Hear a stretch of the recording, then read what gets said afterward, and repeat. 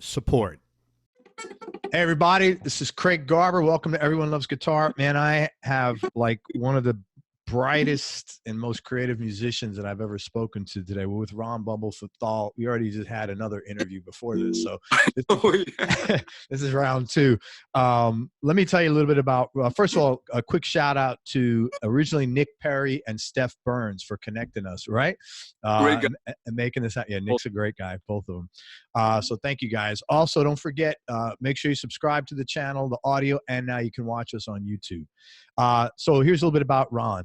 Ron Bumblefoot Thal, award-winning vocalist, songwriter, producer, world-renowned guitar virtuoso. Over 25 years of releasing music, playing international festivals, headlining tours as a sideman, group member, and solo artist. He's the lead singer and guitarist of the legendary progressive rock band Asia, featuring Jeff Downes, Carl Palmer, and Billy Sherwood. He's guitarist of the progressive rock band Sons of Apollo with Mike Portnoy on drums, Billy Sheehan on bass, Derek Sherinian on keys, and Jeff Scott Soto on beautiful vocals. Sons of Apollo's second record is currently being finished, and it's going to be out early next year. If you don't know Sons of Apollo, go to YouTube and check them out, man. I would suggest you start with the songs Coming Home or Alive. Great tracks. Ron was a member of the rock groups Art of Anarchy from 2011 to 17 and Guns N' Roses 2006 to 14. He's played sold-out shows all over the world, headlining festivals with crowds up to 150,000. And his unique fretless guitar, which we'll talk about, can be heard throughout Guns N' Roses' 2008 Chinese Democracy record. He's not only a guitar player, he also produces, engineers, mixes, and masters his own records and those of other artists. There he goes. He brought out the fretless wonder. That is a beast of a guitar. And like, I guess you're so used to carrying it. It's this massive thing and you just like throw it around like an SG or something like that. It's my exercise. It's body workout. I'm getting a workout when I just watch you on stage. He's also an accomplished composer whose music is heard in TV, film, and video games, including the theme songs to VH1's That Metal Show. He's an adjunct professor at SUNY Purchase College teaching music production. He works with U.S. embassies around the world on cross-cultural music programs. He's got his own line of award-winning hot sauces, which we'll talk about. And he works with dozens of international charities, visiting orphanages and children's hospitals around the world with guitar in hand. Music Radar recently named Ron number 8 prog rock in the world, number 16 best rock guitarist in the world. I always look at these. I'm like, why were you not number 7? Why were you not number 4? Like, you know, like what the fuck? Number 8.5. Well, I'll be number 6 next year. I always, you know, he's a great fucking guitarist, man. He's incredibly creative and bright. He runs multiple week-long music camps covering technique, theory, songwriting, arranging, ear training, singing, recording, distribution, publishing, and gigging and touring. His biggest passion is teaching and learning. He scored numerous films. And is this true? Did you teach photography also? Oh yeah, I did. Black and white, you know, before Photoshop, when it was a real thing of dodging and burning and the chemicals and all of that stuff. So yeah, I was teaching a high school photography class. Yeah, and also just how an SLR camera works and you know, just everything. Yeah. Do you remember In Living Color, that show? Oh, sure. You're like that guy. One job, you know. How can you you're like, job you have. Yeah. Yeah, right, man. That's you. So I just want to tell everybody, Ron Thal, and I'm not blowing smoke up his ass. This guy's got an incredible work ethic. He's incredibly bright and extremely clever. You just need to listen to his music and read his lyrics to find that out. He's also this is a guy who's very committed to his craft and to his genre of music. He does a lot of, you know, he's very passionate about these things and it really comes through. He's a triple threat and that he's a great writer. He's got amazing vocals, which we just kidded about it, sound nothing like his speaking voice. And he's truly, honestly, one of the most creative people I've had the pleasure of having on the show. I mean, again, no, man, I just, like I said, it's like the sun rises in the east. It is what it is. He's also incredibly prepared and professional. When Ron set this interview up, he gave me like everything but a DNA sample. I mean, this guy was so freaking prepared. I was like blown away. And as a result, I don't think I've ever been as curious to talk with a guest. So thank you so much for your time. And I really appreciate you coming on the show. And I appreciate all your hard work you've done over your career, man. Cool. Thanks. Age 7, you started playing. That is very young. What made you pick up the guitar? Well, I had just moved from Brooklyn to Staten Island, the boroughs of New York City, and this new neighborhood, there were all these kids that were my age, and we all had around the same age brothers and sisters that were just a couple of years older. And the parents and the older siblings were all buying a lot of albums. I would go over to my friend's house and there would just be all these albums lying around. And when I say albums, I mean vinyl. It was either that or a cassette. Yeah. Those were the options. This was 1975. I was 5 years old.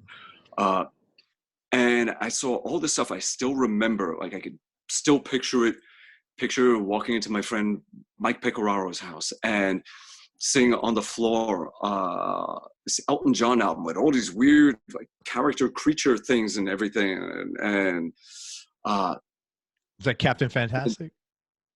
Yeah. Actually, let me double check. I got my computer right here. So it was the one, because I remember there was a creature in the corner where I could like see his butt or something, and it made me really shy looking at it. Like I just felt like,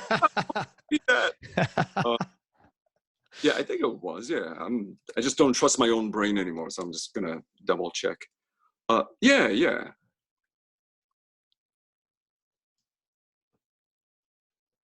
Or is it? But I remember there was that. There was Paul McCartney, Ram. There were just all different albums. And as I got older, I remember saying, I discovered so much great music that way. Yes, Going for the One, when that just came out. Great record. Another one. I was like, what's up with all these naked dudes on these rock albums? Like, I don't want to see it. 7 years old. I don't want to see a guy's butt. It's wrong. Stranger danger. But to this day, it's still, like, to me, that's one of the greatest albums ever made. Like 5 absolute masterpieces. You need to put on headphones and listen to everything that's going on. You don't hear it, you see it. It's really that. So there was one album, and then I was over my friend Bob McTighe's house, and we would just put on an album in his room. He had bunk beds, and we would just sit on the bottom bunk and just stare at the album and just listen and just watch and listen and just listen to all kinds of stuff. And there was one where it had these 4, I don't know if they were guys or dudes, I don't know what they were, but they had these like painted faces. And I see in the back of the album like this big crowd, and I was like, let's put this on.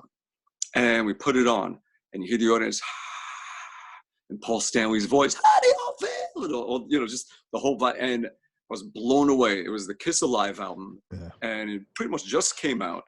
And as soon as I heard it, it was literally like these big gates, these doors open, and it's like, this is your path. And at 5 years old, it's like, that's what I'm supposed to be doing. Really? There's a lot of people that has happened to. I think there was some kind of subliminal shit in that record or something, because it made a lot of little kids want to go and do this stuff. So I was like, I don't know how to do this, but I'm going to figure it out. If the professor could make a radio out of coconuts on Gilligan's Island, I could figure out how to band. So 5 years old, and I remember one of my neighbors had a guitar. I was just asking around. I was like, who has a guitar? Well, originally I wanted to be a drummer, but my older brother wanted to be the drummer. So he said to me, okay, we're going to do a test. Whoever could do a faster drum roll on their knee, they get to be the drummer. So, he was like pushing 8. So he's like, much better motor skills. I'm 5. I'm like, okay, he gets to be the drummer, and thank God, because he was a great drummer, and I'm still a god-awful drummer, worst drummer in the world. So then Gene Simmons, he was my favorite character. So I was like, I want to be a bass player. And I'm jumping ahead a little bit. So at some point, I was able to convince my parents to take me to a local music store where they gave lessons. I said, I want to take bass lessons. And the guy looked at me a little, at this point I was 6, and he knew that he didn't have any kid-sized basses or anything, but he had kid-sized guitars. So he told my parents, he said, well, the rules are, in order to play bass, you have to start and take 2 years of lessons on a kid-sized guitar. What, did he make that up? Yeah. He wanted to get 2 years of lessons and a guitar sale out of me. And he did. And I stuck with it. And I ended up taking 8 years of one-on-one lessons where it was strictly the academics, going through every Mel Bay book, which I know so well. I still remember them. Page 6, or like the first lesson on the E string. F, F. I never forget a melody. Can't remember any words, but boom. And then the next page, you had B, C, and D. And it went into 3/4 time, and you got to use both strings. That was called The Merry Men, was the name of that song. So, I mean, I still remember all that stuff. And it went through all the academics and reading and music theory, and then got into jazz theory and classical, and studied with a really legit jazz guy who just, you know, put me on the right path as far as discipline and everything. But jumping back to being 5, so I started a band. I was 6 years old now, and well, first I had the guitar and I played it like a drum. That's all I knew. So this was the snare and this was the kick, and I would go. That's how I would make beats without a pick. Didn't know what a pick was, so I'd just do this.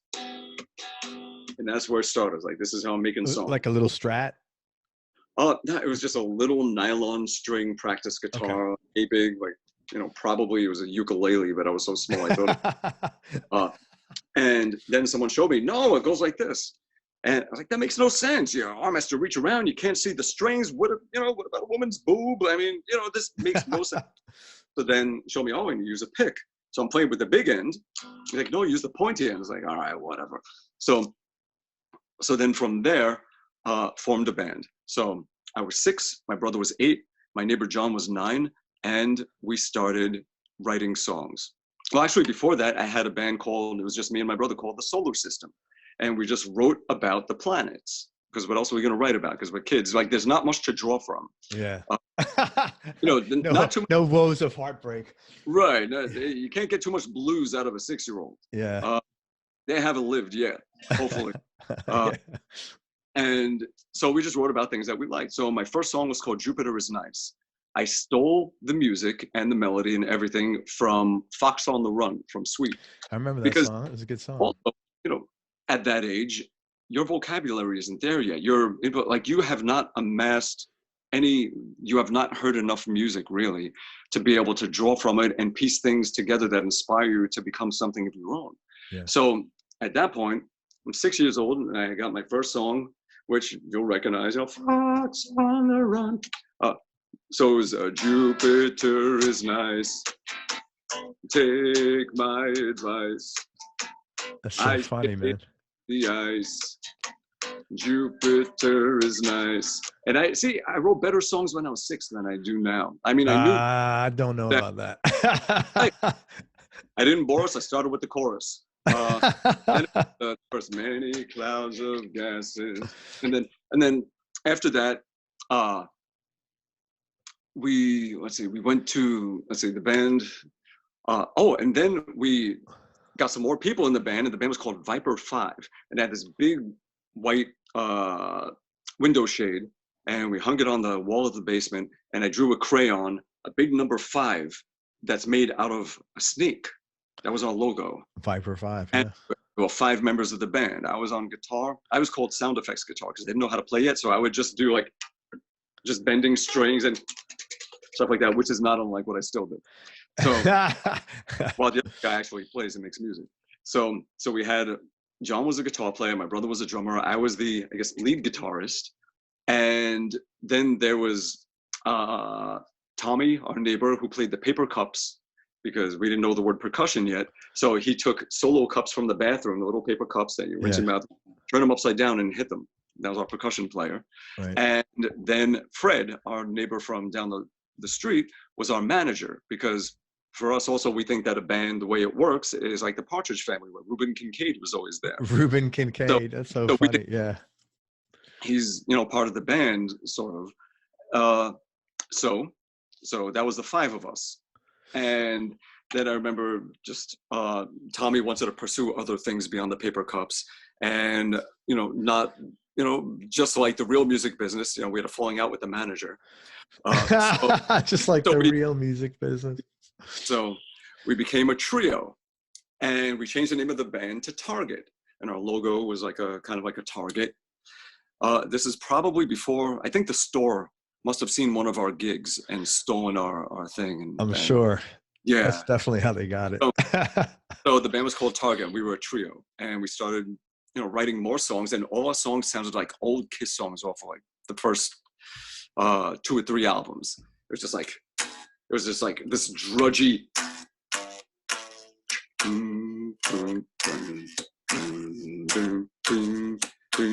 just real sludgy, and then I was going on top, boom, boom, boom, boom, boom, boom, boom, boom. Then I was born near a zoo. People stared at me like I was a fool. And then it went back to this, and then the song changed. Like it was this whole big epic, this song, and it was like, then it went to this other part that was like, but the time came for me to change. I wanted to go out and sing, so I took a plane to a far off place. How the hell do you remember this? Never forget a song. Dude, can't remember what I just had for breakfast, but I pretty much remember. Man, that's like incredible recall, man. And then the other guitar player had his little solo spot where he went like, check this out. It's like Weezer. Was your family musical? Like, were your parents musical, or like? No. I mean, my mom, she liked to sing like anybody, just, but no. Dad worked in like transmissions, auto stuff, and mom just raised 2 nut jobs, and then eventually went back to work and just different things. But yeah, so, and here's the cool thing is that we did not know the word can't because we were too young. So we didn't stop ourselves. We didn't come up with excuses. We weren't lazy. Whatever we had, we used, and we made what we needed. So we made multi-track recordings. We didn't say, oh, I don't have a studio, or I can't because I don't have this, or I can't because I don't have the money, or whatever it is. We had a cassette recorder. So we put that in the corner of the room. My brother had a Bugs Bunny drum set he got from Sears. He was all the way back at the other end of the room for levels, and we had our little nylon string guitars, and we were just leaning up toward the recorder, and we played the songs, and we recorded the music that way. Then we would take that cassette recorder. John, he had the same one. We both had the little one you probably remember. The Radio Shack kind of. Yeah, I know exactly what you're talking about. So one, we would hit play, this one 2 inches away, hit record, and we put our faces next to it, and we would sing. And that's how we overdub vocals. And now we had our recordings. And you're doing this at 7, 8 years old? 6, 7. I still have the recordings. That's amazing. Yeah. So we did that. We would make up little concert tickets, give them to all our neighbors, put it in the mailbox and everything. And on the day of show, I would cut up pieces of paper into tiny little pieces and make cups of confetti for the audience to throw up at the end of the show. And we did everything that a band did. And looking back on it, it's a valuable lesson, which is you don't need what you don't have. All you need to do is just take the things you have and be creative with it, and you can find a way. If 6-year-old kids can figure out how to multi-track record and put on concerts with confetti, us, where we have the knowledge of mankind in the palm of our hand and the technology and the communication to reach the entire world instantly, there's nothing we can do. Yeah. Where did you, so we talked about this before we did the interview, but where did you get this work ethic from? Like, what drives you? And just, it's so impressive. Well, I was always a weird kind of kid where everyone would be outside playing and I would be in the backyard reading encyclopedias. And I loved, for me, the exercise and my food was just waking up your brain and learning something and just having those moments where just something just hits you. I always loved that. And that's why I love teaching so much, because people taught me. They did that for me. And the best thing you can do is share what you've learned and give that to other people. And I love doing that. And I love giving other people those moments that someone gave me. Yeah. So you just had a thirst for knowledge, and then the implementation of this, it was just like the natural follow through of, you know, oh, I just learned this, let me use it, kind of thing. Yeah. And that's really what music is, in a way. It's some kind of giving, that someone hears something that they love so much that they just got to tell the whole world about it, and they tell all their friends, and they hear it and they love it, and they tell their friends, and eventually it reaches a point where you're so inspired by it all that you just feel like you just need to make like all this music that has become part of your DNA that people are giving to the world. You need to do that too, and you need to find out how to do it, you need to learn how, and you just want to give people that same lift that music gives you, and you start making music. And it's the same thing. Just take out the word information or education or knowledge or whatever that word is and put music in its place. It's the same idea of us sharing something special with people that builds them the same way someone gave it to you and it helped build you. And we just do that for everybody. And the amazing thing about that is, you know, there are so many things that divide humanity, that where we create these labels and these divisions, and music undoes that. I mean, the perfect example of that is one time I was doing a show in Bahrain, and that's where all the Saudi Arabians go to party and get drunk. And so I'm playing this biker festival in Bahrain. A biker festival. That's interesting, man. And I just drop into the crowd and I'm crowd surfing, where now picture a Jewish guy from Brooklyn being crowd surfing on a bunch of Saudi Arabians, playing a bunch of rock music, with a bunch of friends from Dubai, this band Point of View, great band in Dubai. You know, how else can something like that happen? Yeah, music. Man, music. And I've done things all over the world in all these places where if you watch the news and you've never gone there and all you know about it is the agenda you've received. You know, I've played in Islamabad, Pakistan, where it was full of a bunch of long-haired kids playing Metallica and Iron Maiden. And we jammed, and there was a ton of killer metal bands and great musicians out there. And all kinds of places like that, places where you would assume that, and of course there's real danger everywhere, that exists. That's, you know, I don't want to paint a picture of, you know, rainbows and unicorns, but, you know, we're getting a false sense of who people are, and that's for sure. And you realize that music, especially metal and rock, is this universal thing, and we are just one group of people that all have the same spirit, the same love in our hearts, and the same everything. And it doesn't matter where you go, you see that. I'm producing this band in the southern desert of Israel, and everyone's like, did you hear missiles? You know, did you see them in the sky? Was there a war going on? I was like, no, there were Palestinians and Jews and Bedouins all living together harmoniously and working together. And this is their home, and they don't want to live in a war zone, and they all coexist fine. And you see other people that come in and just try to destabilize for their own purposes. And that's what happens. And it happens to all of us. And it even happens just on our TVs. We're trying to be destabilized mentally about who we each are and who each other are, and trying to create divisions and enemies that don't exist.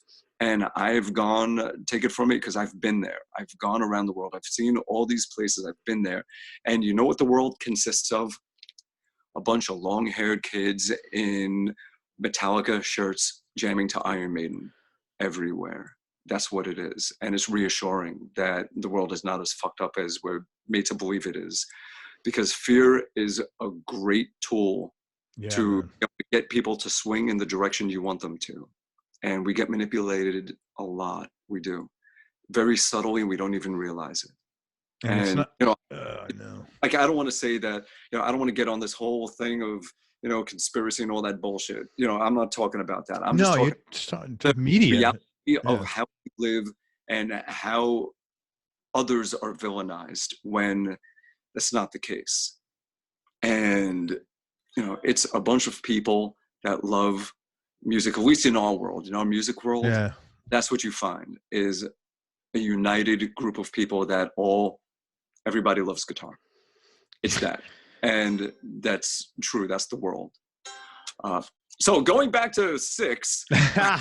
No, man, hold on a second. That was really cool. And I agree with you. I think most people, what I've learned from growing up in New York City and is everybody's pretty much the same. You know, you're just trying to get through the day with as little hassles as possible, come home, kiss your wife and kids and like in peace and, you know, do whatever you do. I know it's yeah, in New York, the only real difference is the smell from the kitchen. yeah, right. Oh, Sometimes it smells like curry. Sometimes it smells like meatballs. So yeah, sometimes it smells like matzo balls. Exactly, man.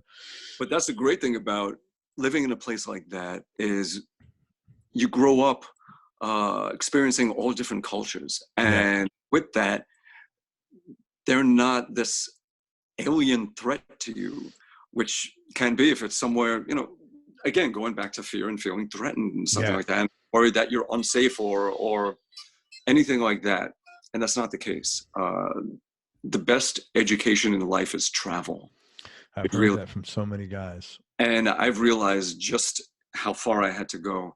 I remember the first time going to Emirates, you know, I had my hands on my guns and I was expecting something very different. And I get there and it was people that just want to show you the most incredible hospitality and wow you with just their kindness, and made so many great friends over there, just as an example.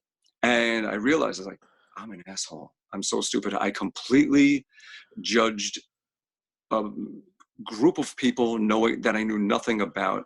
And I realized that the less you know, the harsher your opinion is. And this is most people. This is just how we operate, is the less we know about something, the less we've experienced, the harsher our experience, like our opinion is. Like, I will hear people say, oh, that person is such an asshole. I was like, have you ever met the person? No. It's like, you know, at least no, but everybody says. Right. Who? Oh, the other people that never met him. You know, or, you know, like you said, a lot of that. And we can all look back and say, wow, I've done that. And the best thing you should do is recognize that and just say, I should stop doing that. Yeah. You know, judge the things you know nothing about. If anything, try to find out. Yeah, try to get your own experience and see how it. Yeah. What? Thank you for sharing that. What? How'd you first get started in the music business, and like, what was sort of like your first break? Yeah, then that's a tough one because it's a bunch of little things that slowly go on. It's not like this big lotto $1 million winning thing. Which is how it is for most people in most things. There's this perception of success is like, oh man, the guy just blew up. And I'm like, that really, you know, like, there's not that many iPhones in the world. You know, it's usually that blow up was 30 years of preparation. Right. Painful, incremental. That was under the radar. And then suddenly, boom, on the radar. Yeah. Anything happens. But really, it's just continuous work. Like, okay, let's take the whole thing of that 6-year-old band writing songs. Let's just lay it all out. We got writing songs, performing, recording. Let's just take those 3 things that we're doing. Oh, but there was also merch. I would hand draw little comic books about us, you know, getting abducted by space aliens and things like that. Looked like it was drawn like stick figures by a little kid. But merchandising or just making, like, marketing or whatever it is, like all those things. So the recording, eventually we built a wall separating the drums. My brother had a real drum set at that point. So this way we got some separation for when we recorded and can mic things up, and got I remember it was a Kelsey 8-channel mixing board, ran everything through there into the cassette player. Then eventually I got a reel-to-reel, a Fostex, I think it was an R8, not an A8, 15 IPS, 1/4 inch. That thing was a monster. It was great. it just sounded killer. And that thing lasted a good 15 years. I was doing stuff with that. And everything built up. And as you know, every time you do a recording, you learn something new, and that never stops. Even right now, you learn a new trick, you just become aware of something more. Yeah. So everything I did, if I got good enough at it, I would share it. So I was recording, then I started recording my friends. From there, they started asking, hey, what would you do here? What about this? Hey, do you want to lay a little solo on this? Boom. Suddenly it's branching off into producing guest solos. And having your own studio and being an engineer. So just from that, from sharing what you do, look how that branch sprung so many other branches. Yeah. And also as, you know, a player. Okay, that also branched into, you know, it shared the branch where it's, okay, now I'm doing guest solos here. And being a songwriter and then co-writing with other people. And next thing you know, you're forming bands and doing that. And then from that also, hey, my friend is making this little indie film. Could we use one of your songs in it? Boom, now you're getting into that world. Everything branches off as long as you're willing to be part of the rest of the universe. And you have to do that. You're not an army of one. You're not closed off. This is not all about you. You are a dot on a giant web of all these dots that all shakes and moves together and pulses together. That is what we are. And you need to really just be part of that and just have your big web. In fact, that's probably why we call it the web. You know, we create everything in our image is what we do, even if we don't realize it. So maybe there's a connectivity that we all have that we don't realize until we build something based on what we are. And that's what it is. So everything I'm doing, you know, I'm still taking lessons. I'm learning music theory. I'm learning this. I'm learning that. So I start teaching it. So I go from teaching in my basement to my friend opens a music store. So I start teaching in his music store. Then one of the students there, their parents, well, actually before that, then the Sam Ash Music Institute opens up and they want to bring me in. Somehow I got part of that. So now I'm teaching there and I'm doing band classes, band directing, bring the drum students and the guitar students and putting together student bands. One of the students there, his parents ran this private school. They didn't have a music program. So they brought me in and I put together an entire music program, starting with music for kids up to a gospel choir and a jazz band. And how old were you at the time? At that point, early 20s. And now with everything else that I'm making the demos and doing all that stuff. Also, you know, you want people to hear the music. So like we were saying before, putting ads in your local music papers. In New Jersey, it was the East Coast Rocker and the Aquarian, then name kept changing back and forth. The Village Voice in the city, in the back of it. That was such a great paper. I used to buy that and just could just read it for hours and hours and hours. Yeah, that's how we found out. There was no internet. That's how you found out about bands and what's going on. And you know, send a self-addressed stamped envelope to your home P.O. address. box. At that point, we didn't care. It was just home address. We just wanted to get the mail, and we put our cassette demos in it. You know, sounds like this band, this band, this band, and we send it back. And just that's how you would try and share your music with people and get them to know it exists and hear it while doing local shows. And as you're doing those shows, you know, you're doing bigger shows, and then you start playing with other bands and headlining bands and opening for them, and just that grows. Just everything you do keeps expanding and growing. So I was 6 years old and I was cutting up my own confetti. And I remember being 36 years old when there was, when I was playing the first GNR concerts and they had these confetti cannons that shot this confetti into the audience. And I just had to laugh because I remembered. That's so funny. It's just so funny how like it just grows. So cutting up confetti to confetti cannons. And I just remember saying to myself, laughing on stage, I'm glad I didn't have to cut up all those pieces of paper. but that must have felt rewarding in a sense, as far as like how involved you were in every step of the way. You know, I mean, I think there's a good sense of self-satisfaction where you don't really see, you know, everything was leading to something else, and it's just steps of a ladder. And you do want to take those steps. You don't want to jump, because you're going to miss out on actually a lot of important growth steps that you need. Or when you get to here, you're not going to be as equipped for it. Yeah. Okay. I You need to take understand. every step. So, it would go from, all right, and then you're making your demos, and then you have your first, you're getting on comp CDs, and then you get a record deal, and then you learn about the music business. You say, screw this shit, I don't want to be signed. And you make your own record label, and you get distributors, and you're putting out your own music, and you're starting to do more tours, and that's growing. And then being out there, some other bands say, hey, we need a guitar player. And then you either say, okay, I want to go the sad man route, or maybe, once in a while I'll do it. Or you say, no, I'm just going to stick to doing original stuff that I am a creative partner in, and that kind of thing. Or you mix and match, because each one has something the other doesn't. Sure. And just everything grows. So next thing you know, the jams keep building, the circle keeps growing, you're getting write-ups, really good reviews and things in guitar magazines for your albums, and it just keeps growing. And then the situation just keeps growing. So it's not one big break.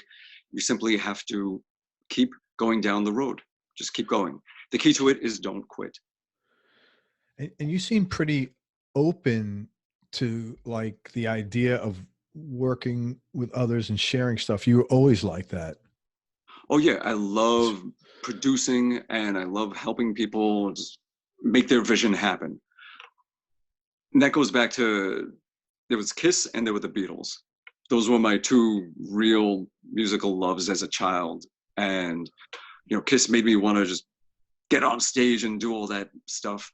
And the Beatles, that just made me love music. Right. And specifically, it was the production that really got to me. It was the instrumentation and the extra stuff and the crazy studio things that they were doing. And George Martin was one of my, he was my favorite Beatle. Yeah. And that made me want to go in that direction a lot. And yeah. So with the teaching, after doing that whole thing, eventually I became an adjunct professor at SUNY Purchase College teaching music production.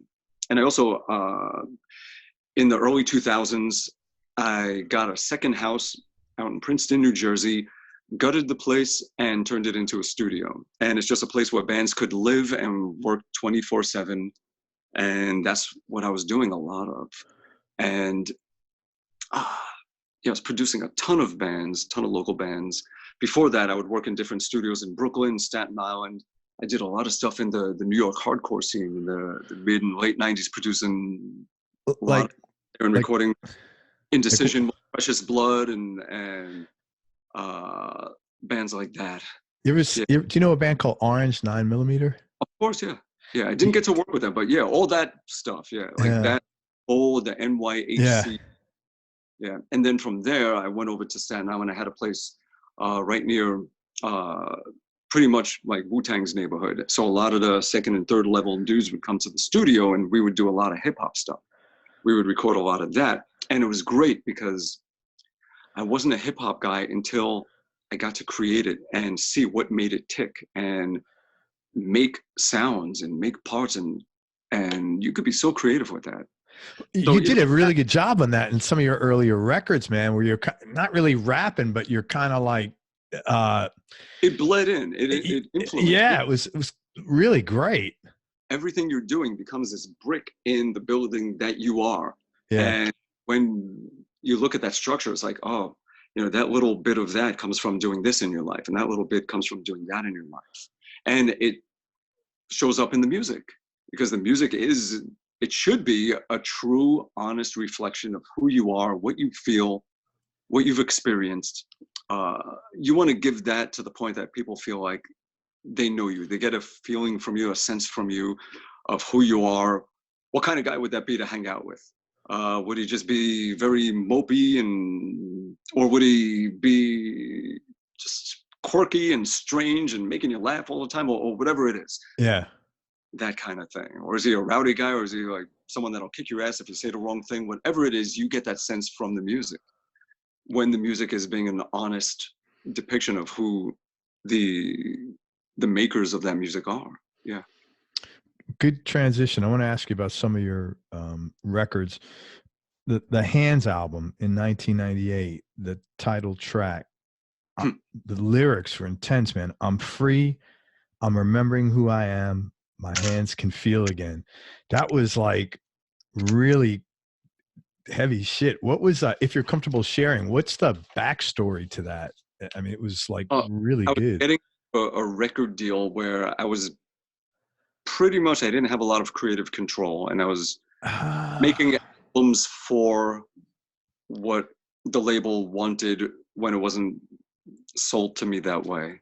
And getting out of it and going from Ron Thal to Bumblefoot and putting out Bumblefoot albums, which really was to part of that name as a band name or a nickname was part of that as well. Yeah, to move on to your new.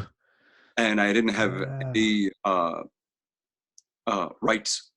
So I needed to, it was a fresh start in a way, and also starting on my own, doing it through my own label and everything. So that song was pretty much about just, yeah. Dude, it makes total sense now. I mean, what great lyrics for that. What you're talking, man, that is really cool. Very cool. Yeah, what was it? Was the first verse, hands untied, speak my mind. I had so much to say. For the longest time, the words weren't mine. I died, empty slave, something like that. It's about the music. Great yeah. Track.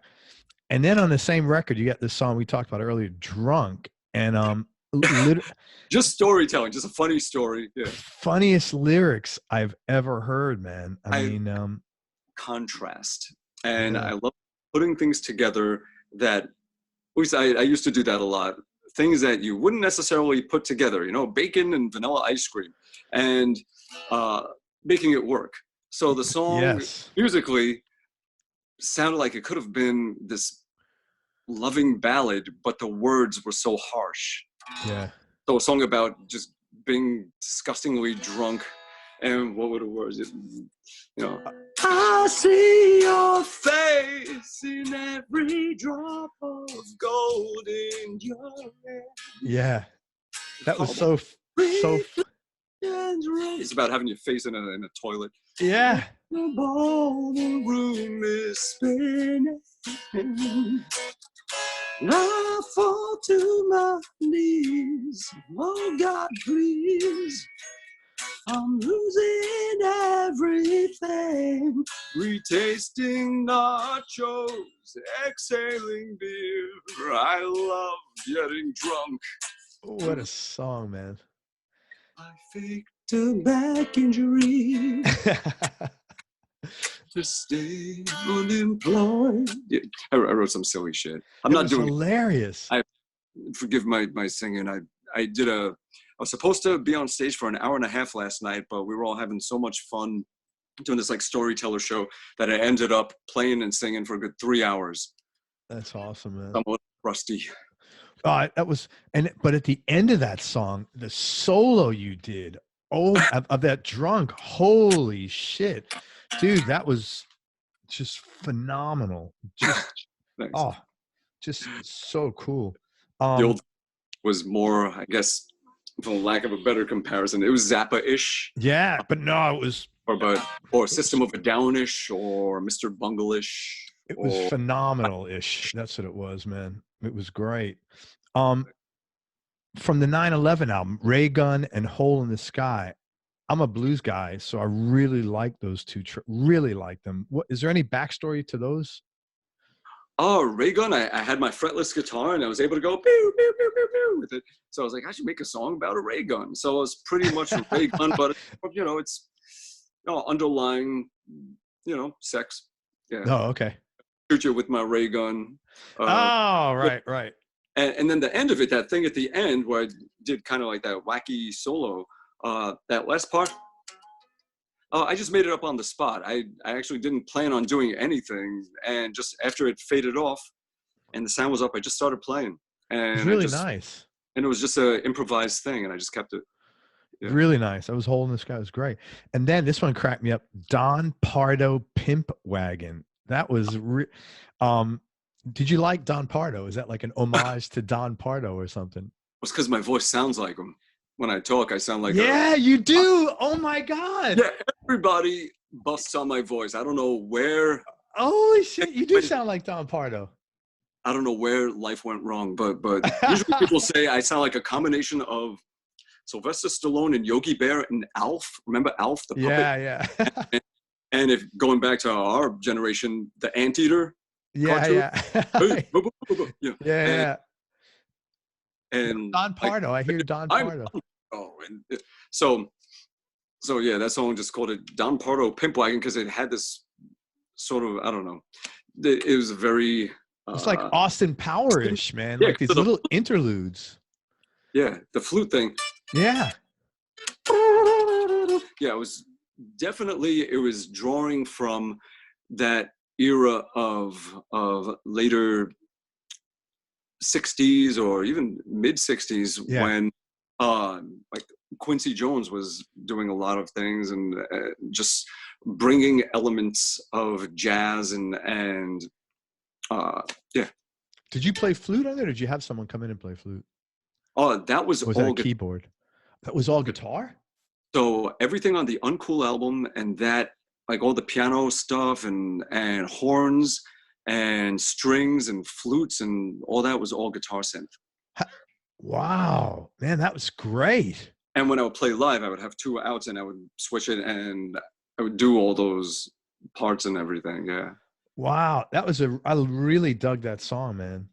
Cool. Your last record, Little Brother Is Watching, really great record. Don't Know Who to Pray To Anymore. That was a beautiful song, man, and beautiful lyrics. The video, where was that filmed? Where you're up on? The video is wow. That was a big undertaking. It was filmed in 3 different countries. One was in it was the most elaborate, the biggest bathhouse of ancient Rome. And it was right by the Jordanian border in northern Israel, near Lebanon and Jordan and in Israel. And it just turns out that the guy who watched over the place happened to be a guitar fan and he knew my shit and allowed me to film in there. And so it's the only video ever made in there. It was pretty impressive. It was cool. It worked out. And dude, so it was great. That's place one. Then the second spot was this big 4,000-year-old ring fort at the top of this hill in Northern Ireland, but it was so windy out that we couldn't use the footage because the camera was shaking so much we couldn't stabilize at all. And the drone kept crashing. We couldn't do it. So we couldn't use any of that footage that we shot in the end. And then the main stuff was done in Split, Croatia, where there's this fantastic director out there and a good friend of mine, great guitar player too, a guy named Bojan Kociak. It's been my friend for so long and I probably pronounced his name wrong. Terrible. Vojankocieic. This guy is phenomenal. And what he did is while I was filming those other things, he was building sets and he was putting sets together and getting all the actors and everything and made a hospital, made a club, made all this stuff. That was all constructed sets. He put that together. Yeah. The only thing that was real in there was schoolyard. Yeah. Yeah. That was it. He made the rest. And so he was filming all of those scenes while I was filming the other scenes. And then the local directors would send him all the footage. And then I went out there for the last 2 days where it all came together and we did all the band stuff. So we went to the Fortress of Klis and that was in northern Israel. Oh, that was in Croatia. Okay. So that thing where you're on top of that's Croatia. All the stuff when I'm with the acoustic guitar, the verses and all of that is Israel. And then, okay. the full band stuff was in 2 spots. It was the Diocletian Palace in Split, Croatia, and then not far away from there in the Fortress of Klis, which I think a lot of Game of Thrones stuff was filmed over there too. And then put it all together. Yeah. Man, I would really encourage everybody listening to go check out "Don't Know Who to Pray to" anymore. It is just a beautiful tune, but it's really old school, video production. Like, it was major shit. It was awesome. Just a beautiful song. And then another really beautiful song there is that "Eternity" on that record. You're just like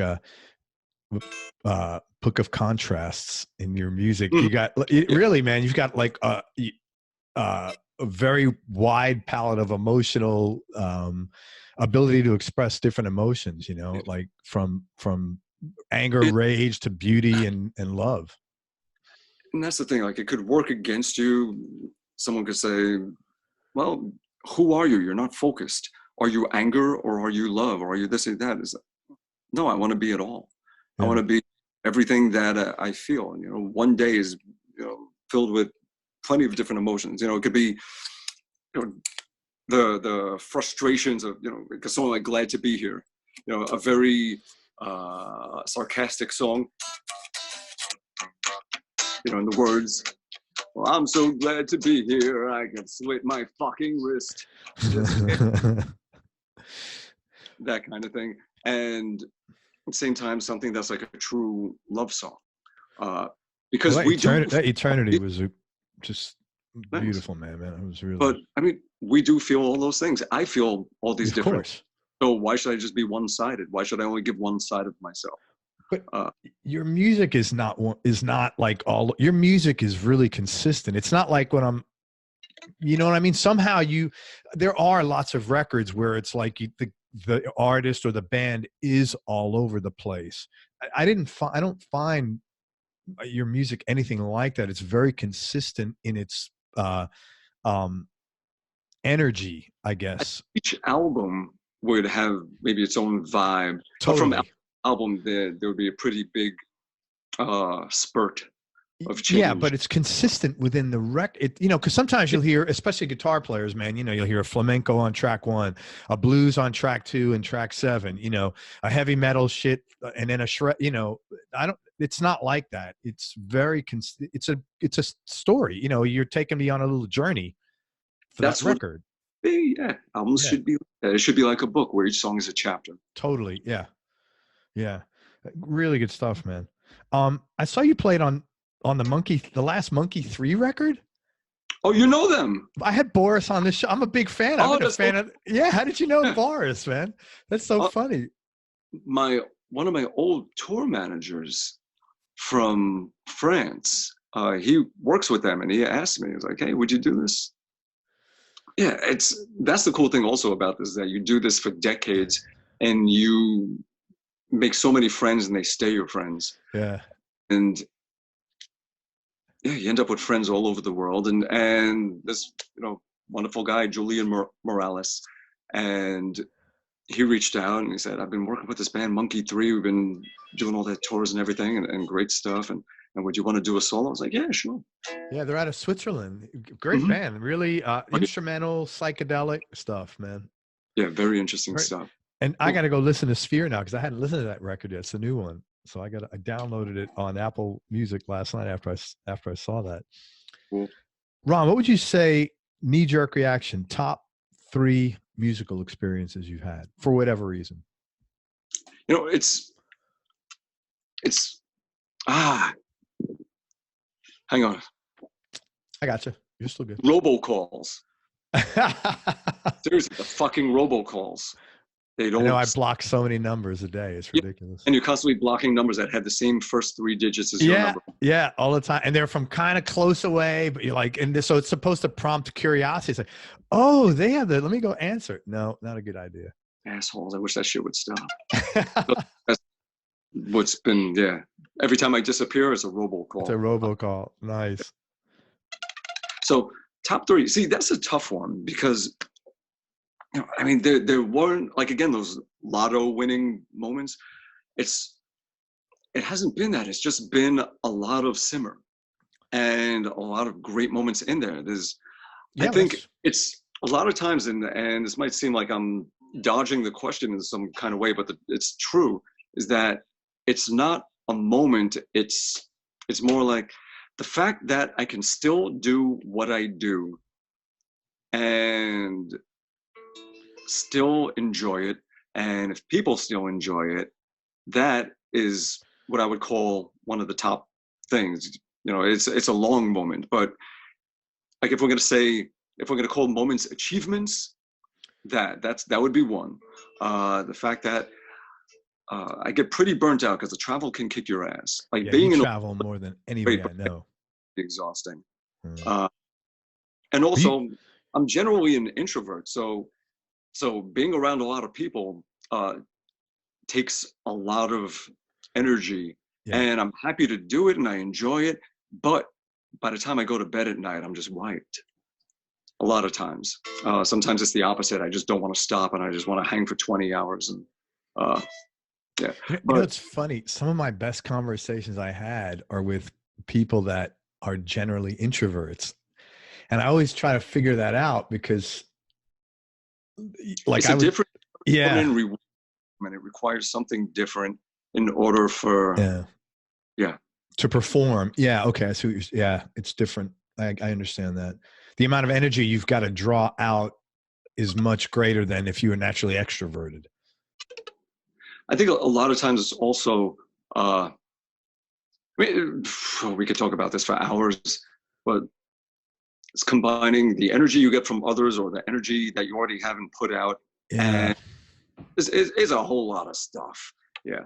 But if I'm doing like, let's say last month, I flew out to Tunisia, 2 days there, and then flew to France that morning and played that night. And then early the next morning, 2 flights to Klagenfurt, Austria, and got there in the morning. And this is all like a few hours sleep a night. And if I don't get 8 hours, I'm usually just an asshole. So I need my 8 hours. It's tough, man. Yeah. So played a gig there, and then early the next morning, 2 flights to Krakow, and then 2 days there, and then did a show and never went to bed, and went straight to start a music camp, a Bumblefoot music camp, and did that where I was giving one-on-one lessons after all the classes and everything else till about 2:30 in the morning. And so after 2 weeks, definitely. You know what? I guess it would be normal to be kind of wiped out after that, right? Yeah, I'm wiped out. I'm just listening to it, man. Are you kidding me? I'm like, I'm exhausted. Do you decompress? Like, will you give that to yourself? Like, you say, hey, man, I need 3 days to fucking be a vegetable. I do, and then what happens is someone will say, hey, we need to fix this in a recording, or, emergency, you need this. And sometimes it's things you just can't say no to that you have to do. So, like, for example, I'm going to go play in Pittsburgh at the Hard Rock Cafe on October 10th. And then going to go to Richmond, Indiana and play the Firehouse on the 11th. And then I'm going to go to Detroit and I'm going to play the Token Lounge. They have this little downstairs room called Downstairs. And I'm going to do like a storyteller kind of show, music and stories. And then I was going to go home and be off for a couple of days before flying out to Dubai. But now turns out that the 13th is the only day that Sons of Apollo we can all get together and take care of a lot of photos and video stuff and everything we need to do to prep for the album coming out. So instead of going home after doing that show, pretty much give up sleeping and take 2 flights to LA and spend the whole day and night shooting stuff, and then take a flight back where I get in the evening to New York, and then the next day fly to Dubai. So oh my God. Example, you can always make time for something, but something happens where that time is lost. Yeah. Wow. That's that's really amazing. You're pretty fit though. I mean, it seems like you must take care of yourself. Yeah. You gotta avoid sugar. Sugar is, as Uli would say, sugar is the white devil, he calls it. He's right, man. Sugar is awful. Absolutely, man. Worst thing, keep away from sugar. And what happens is if you're not fucking with your insulin resistance, and you're not spiking and crashing and creating all these spurts and everything. If you minimize sugar, you can stay very level where you don't spike and crash, and whether you eat a ton or you starve, your energy stays very consistent, and you can and also fasting. Fasting is a great thing. It makes you sharp. It kind of cleans you out. Definitely. So I do intermittent fasting, and I avoid sugar, and that's it. And food is 80% everything. You can exercise up and down, but what you are is like what we grew up with. You are what you eat. Yeah, it's totally true, man. Basically, listen to your grandparents. However people ate when it was to survive and to be healthy, when food was thy medicine, before it was a profit industry, when food was your medicine, that's how people should eat. So eat like your grandparents and your great-grandparents. They knew. Dude, you're preaching to the choir. I know. It's so important, man. It's so important. Yeah. I don't eat anything that's in a can or packaged or processed shit, man. Yeah, get away from processed shit. If you're going to eat meat and dairy, it should be happy cows. If you're going to eat eggs and chicken, it should be happy chickens. You want animals? I always say, I want to eat food that lived a better life than I did. Yeah. Those yolks should be deep, deep, dark orange, and grass-fed, happy cows. Yeah. Yeah. In fact, last night a friend of mine, she flew in from England to see to check out the show, and she, every time she comes in, she brings me all these dairy products from the UK. From the UK. Because the weather is just right for the grass, for the cows and everything, and they just have better butter. If you haven't eaten Kerrygold butter, that's the shit. And Tesco, which is just like a supermarket chain thing there, they have this stuff called extra thick double cream. Double clotted cream. That stuff, yeah. When you have that, you can never go back to, I'll just have skim milk in my coffee or half and half or any of that shit. The only thing that comes close as far as the sweet deliciousness would be Trader Joe's organic whipping cream. There you go, man. You want to take this shit all the way. There you go, Tesco. My wife's from the UK, and she's actually Tesco over there now. Thick double cream. Yeah. And all we have is Kerrygold butter. And you need to definitely smuggle it back now, because we're about to put some tariffs on their dairy products out there. Oh, and really? Price, it's going to hurt them. It's not cool. Everyone's been putting tariffs on our stuff for years, so you could say it's just some tit for tat, but just me being selfish, I want free, open UK dairy product. And it really is. Like, once you've had that, it is, it's the best stuff. Definitely. Yeah, I hear you. And as far as if you're going to be keto or paleo and those kind of diets, it's just pure fat, protein. Yeah. And I love it. I do. I love it. Yeah. I want to talk about gear in a minute. One question before that. Is there any advice that you might give to younger Ron that you might have, if you gave it to yourself and listened, you would have been, something would have been easier or smarter, or advice you wish you had? Let's see, about gear. 1, stop trying to build your own guitars. You're terrible at it.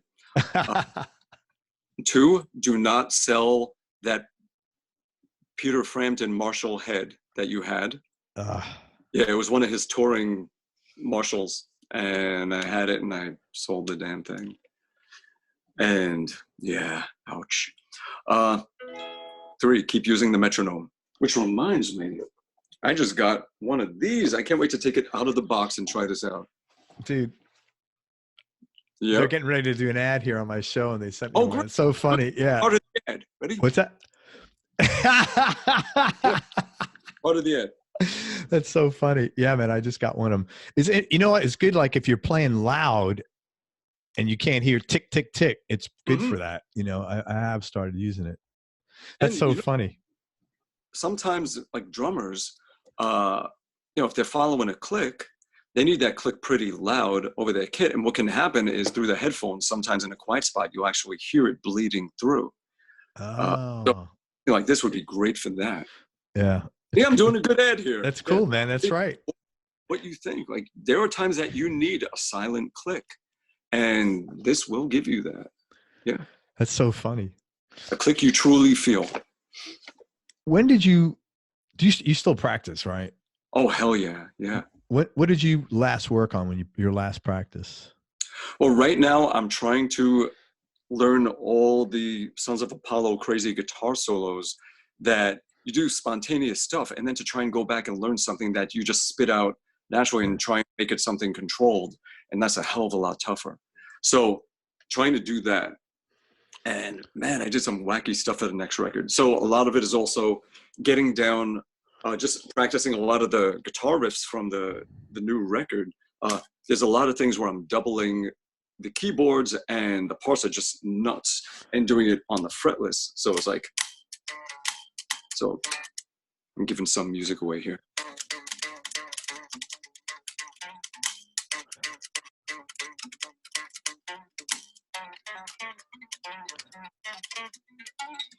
So getting that. Why did you get a fretless, man? Talk about that. It's shiny. I like shiny.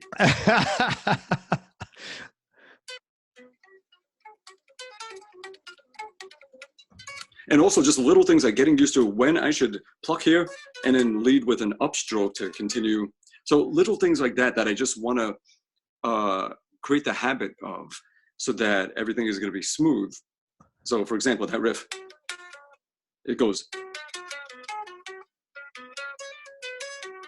So to do that, to really get it up to speed, what you want to do is, I mean, you could pick and then do the jump with another up, but what you want to do is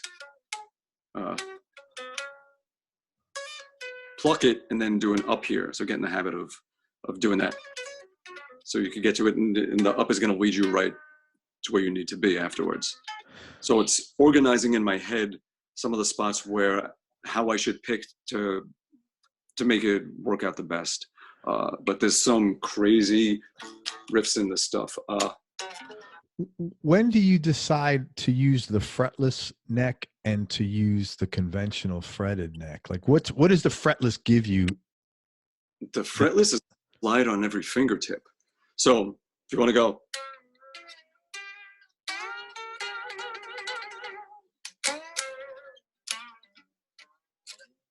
that kind of thing. Or if you just want something that's just that kind of draggy. And also what I do is, at least for Sons of Apollo, I keep this down to a low B. So it's like a 7-string skipping the 6th string. And then this one I keep in a drop D. So it's different tunings on, wow. Yeah. So you could get different phrasings and things. So like, for example, there's one riff where it goes.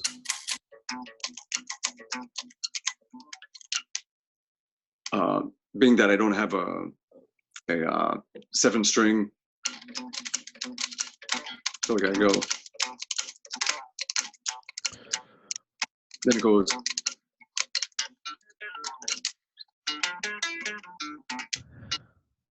Now jump to here with different tuning. So you're playing different tunings on different necks and switching. Holy shit. And then sometimes, depending on what part comes next, you may need to do a riff on one neck and not the other. Like in the song God of the Sun. So over here, I have to just transpose in my head everything 3 frets higher.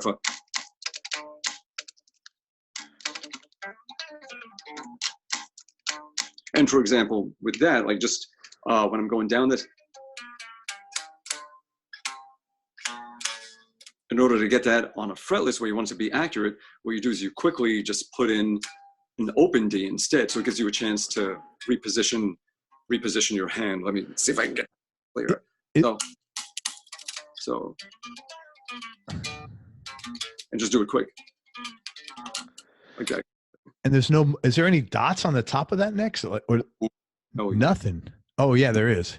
Yeah, I would be really screwed. So God, how could you? It's a lot. It's just triangulating the senses of the feel, because sometimes you just know exactly how far you need to go to what you hear and what you see, and just put it all together. Well, hey, if little kids can do it on a tiny violin and become virtuosos, we should be able to do it on a fretless guitar. Just a little practice. Yeah. So here. And then over here, when I jump after one of the choruses, what was it? I'm forgetting all the songs. Ugly Bend. And then it's open here. So I'll be sometimes doing the repeat. Crap. Wow. Which that one's easy. It's just really one note that's different. But yeah. That's your go-to guitar, that double neck, right? What would be number 2 and 3 for you? If not this. And has that changed over the years? The acoustic. Oh, cool. That's one you were playing earlier. What acoustic is that? It is a Court. Court has been making some pretty nice stuff. This one, this is an A6, gold A6.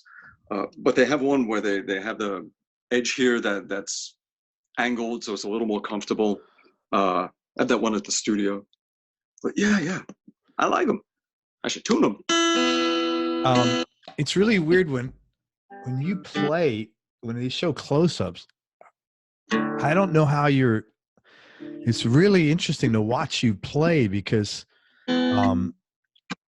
like you're not really, I don't know what the hell you're doing, but I've never seen anything like that. Like it doesn't even look like you're picking, and it's like 5 or 6 or 7 notes have come out. I don't know how the hell.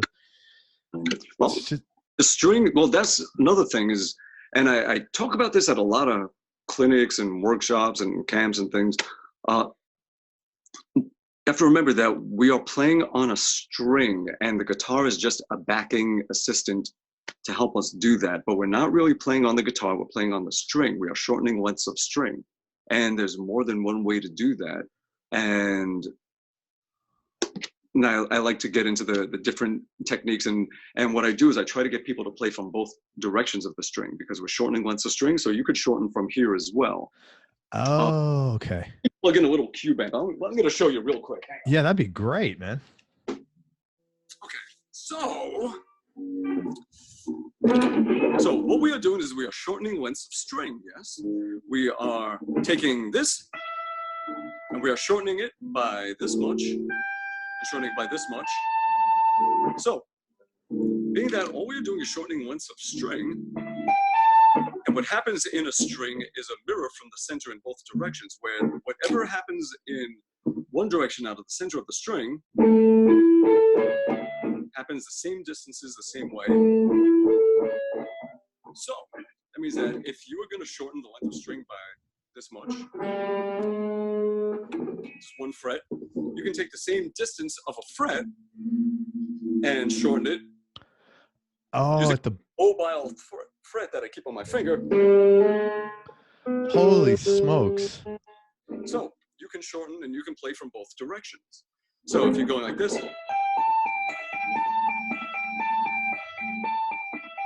you can do it there instead. And you're just literally moving it up about the same distance. Like that. So let's say you go.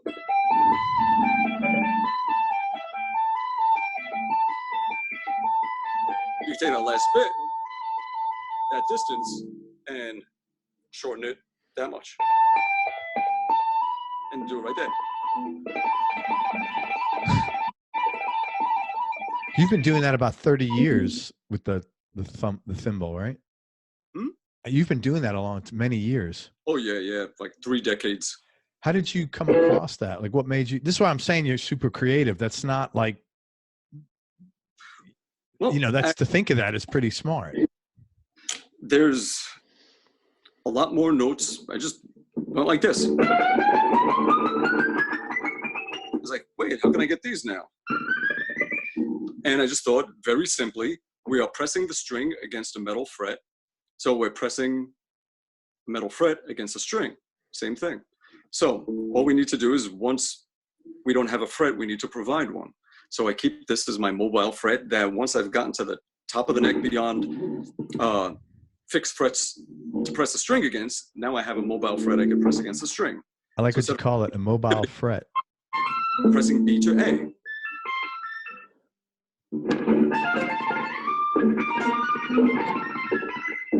And that's how we get, like in that song Guitar Suck. And that's how I'm getting all those fingers. Did you go to the same magnet designer as Paul Gilbert did? Because he's got a magnet in there for his slide. Oh, that's right. Yeah. Yeah, like in the same place. Yeah, I was like, wow, that's clever. And then I saw yours. I'm like, man, you guys must go to the same.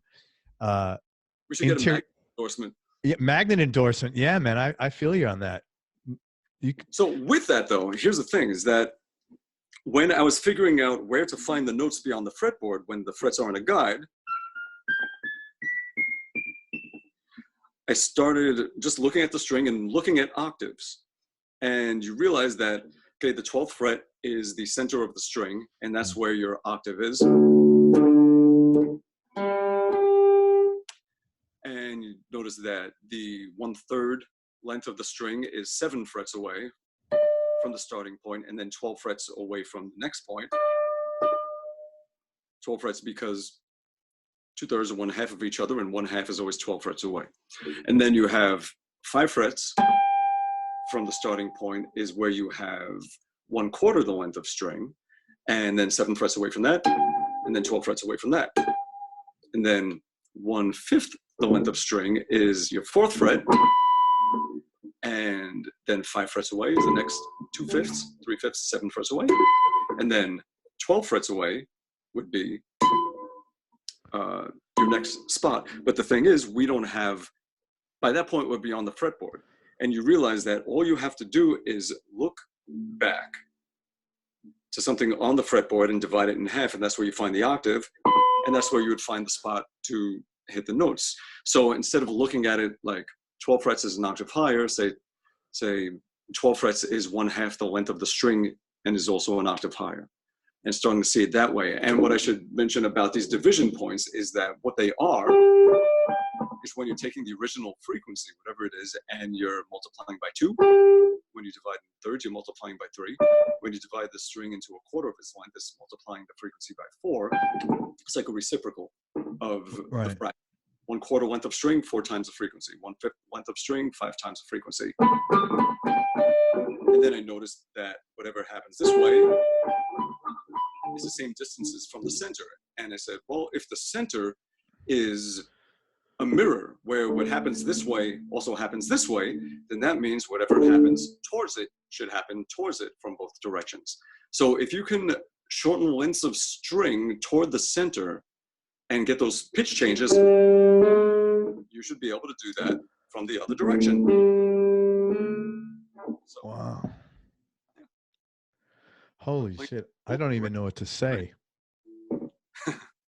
Man, that's just the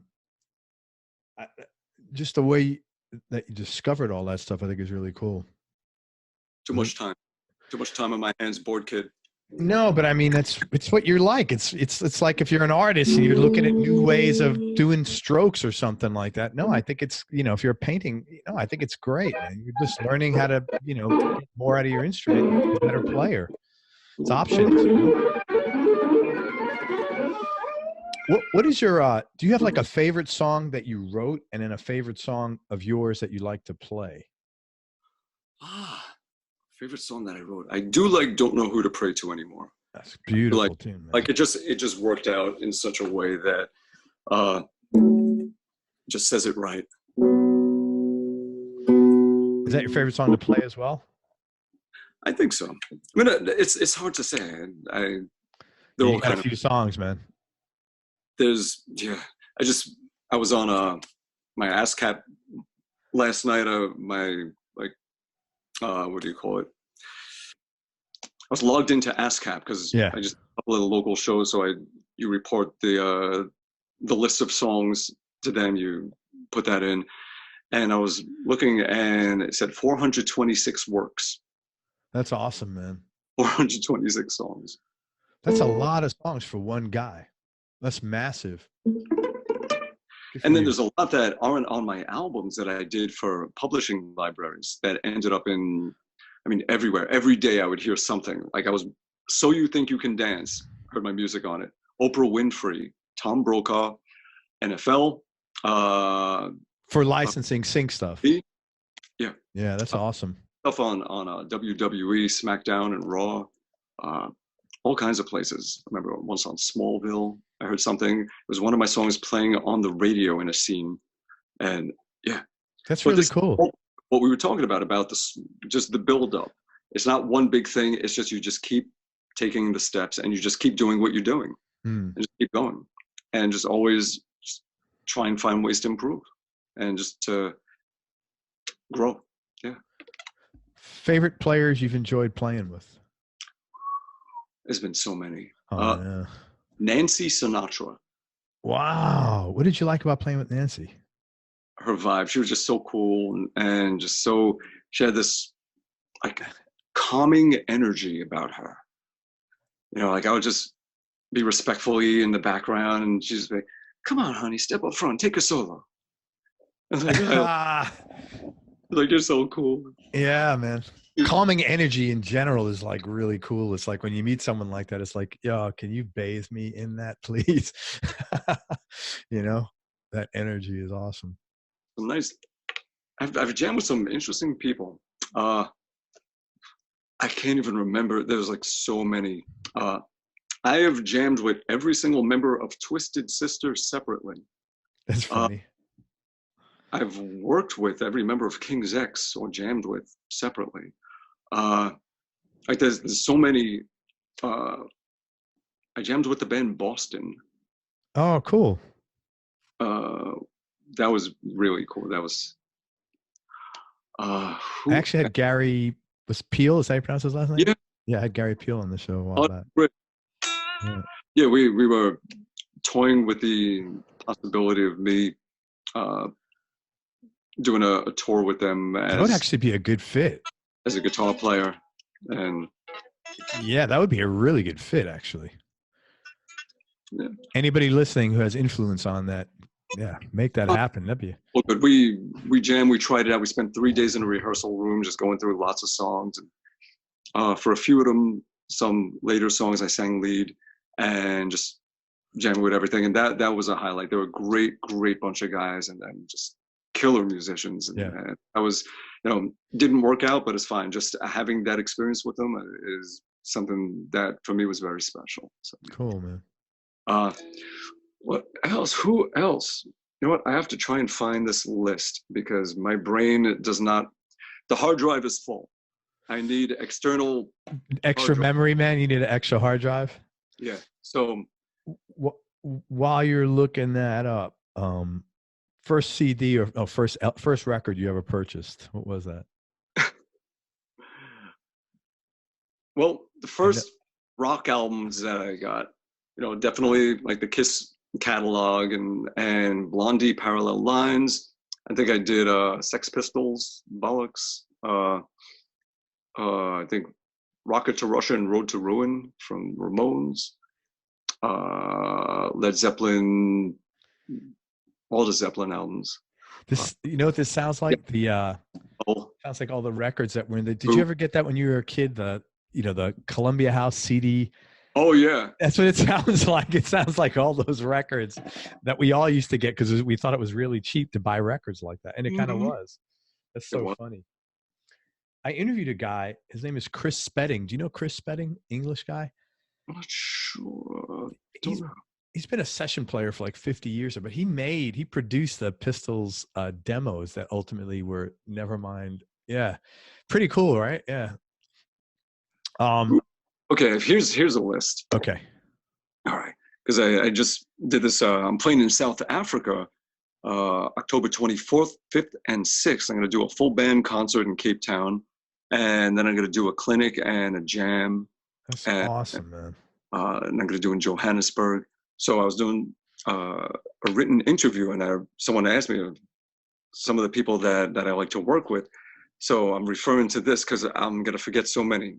So besides people that I've played with or am playing with, if I'm gonna name others, there's definitely Daryl DMC McDaniels of Run DMC. We've done a lot of good stuff with his son too. He's a really good rapper. Peter Criss and Ace Frehley from Kiss. Wow. They hadn't played together in 15 years, and we did the song Hooligan, which Peter Criss didn't sing in 31 years at that point. So it was Mike Portnoy and Billy Sheehan and me. We were the house band for this thing. And then Scott Ian and Frankie Bello joined us. Wow. And Peter Criss and Ace Frehley, and we did a bunch of old Kiss songs. That was so cool. You must have felt great doing that, being so influenced by them. That had to be like a we little were all moment. a bunch of little kids. It's like, we're playing with Kiss. Yeah. That was cool. Who else? One time I jammed with Blue Oyster Cult at a festival in Spain. 24/7 Spies, remember them? Yeah. I noticed they were on one of your Jimmy Hazel. Yeah, that's funny. They sang background vocals on one of your records, I noticed. Yeah, and I produced, I recorded, co-produced, they really did, at my studio, engineered, and I sang backing vocals, laid some guitar parts too. That's cool. I had Ronnie Drayton. He's with them now. I had him on the show. Nice. Yeah. Nice. Great dudes. Yeah, that's so funny. So Alan Toussaint. Oh, wow. I played bass with him one time. Lizzie Hale, David Ellefson, Tony Harnell, Jolynn Turner, Jeff Tate, John Sipe, Uli, Ray Luzier, Joe Satriani, Yngwie, Guthrie Govan, Lars from Metallica, Kyle Hughes, killer drummer from the UK. He's my go-to dude. He's fucking phenomenal. Is he related to Glenn? No, he's not. But he's another Hughes, another phenomenal Hughes. One time I jammed some Beatles songs with Bill Ward. Really? Yeah, we did. Wow, what was that like? I sang Space Truckin' with Steve Morse. Holy crap, that's pretty cool. Oh, and did some Aerosmith songs with Joe Perry where I sang and played. And we were trading off, and I had the fretless. So there were some nice memories. Pretty good moments there, man. Yeah, definitely. Desert Island Discs. It's your top three, just for right now, because that could change. You know. Yeah, right. Every 5 minutes, that could change. Off the top of my head, I would say Magical Mystery Tour from the Beatles, Man-O-War Battle Hymns. That is so funny. I'll tell you a funny story about that. That is hilarious for not anything that you know. And maybe I would go with Yes, Going for the One. It's just such a beautiful, arranged, just everything about it is just absolutely beautiful. So here's a funny story, man. When I was a kid, I used to, in college, I'd collect tolls. Remember, they used to have toll collectors part-time, and it paid good money, better than minimum wage. And I grew up in the Bronx, and I was working, I think, on the thruway somewhere, not maybe Yonkers or something. And, you know, I'd work double shifts, whatever, as much as I could, right? So I'm working with it, but I always had a box, you know, a loud, and I'm in there cranking music, and this guy drives by and he's like, "Hey, what are you listening to?" And I was, whatever it was, you know, Black Sabbath or something. And he goes, "Oh, I'm in a band." And I said, "Really?" And, you know, he looked like a rocker. And I said, "What band are you?" He goes, Man-O-War. And I looked at him, I said, "Are you Ross the Boss?" And he goes, "Yeah."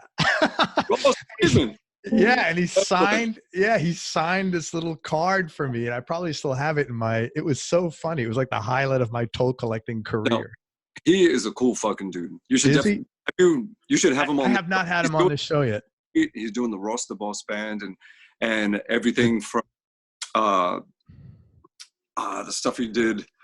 What do you call it? The Dictators? Yeah, I was going to say. I was about to say the Dickies are like, not the Dickies, the Dictators, yeah. Yeah, one time the Dictators opened a local New York show for Guns when we were doing some local just New York shows in like 2012. And what's funny is that during sound check, I was playing Man-O-War. Like I was just playing it because that's often what I do because I love it. And And then he walked by and like smiled, and it didn't even dawn on me until after. I was like, oh fuck, I'm being that douchey guy that's like playing someone's own songs for him. And I didn't even do, like, I was really playing Manowar because I loved Manowar, and yeah. I was probably doing like, you know, I don't know. Strong wind, magic mist, has gone the Valkyries fly, land overhead. Yeah, Love My Enemies. Yeah. Yeah, love all the old Wood Power, all the stuff off of like Into Glory Ride and yeah. Hail to England. Hail to England. Yeah. I haven't heard that album in a long time, man. Great it's shit. Really funny that you said battle hymns. Mm-hmm. So just this moment, those are the three. Battle Hymns, Magic Mystery Tour, Going for the One. You're doing leadership and mindfulness workshops now. I was curious how you got into that, and like, what do you talk about in those events? Well, that's just like a